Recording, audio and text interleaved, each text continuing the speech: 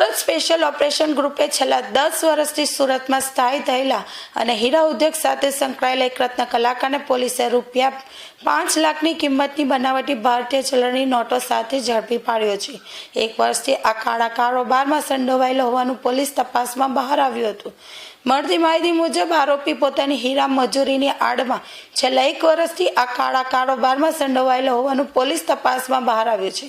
તો બીજી તરફ સમગ્ર મામલે ઊંડાણપૂર્વક તપાસ હાથ ધરી છે।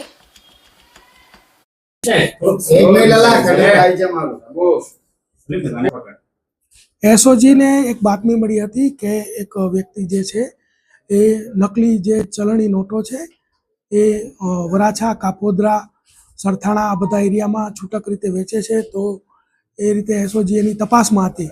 તો ગઈકાલે જ એસઓજીને તપાસ દરમિયાનમાં જે મિની રોડ વરાછાની અંદર બેગમાંથી એક વ્યક્તિ જે છે જેનું નામ છે પરેશ હળિયા, જેને 5 લાખના 500ના દરની નોટના મુદ્દામાલ સાથે ઝડપી પાડેલ છે।